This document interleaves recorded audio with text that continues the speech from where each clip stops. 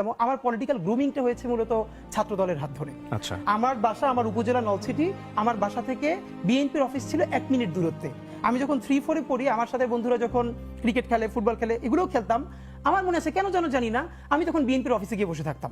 তো ছাত্র দলের বড় ভাইরা বিভিন্ন প্রোগ্রাম করতো, বক্তৃতা করতো, এগুলো আমার ভীষণ টানতো।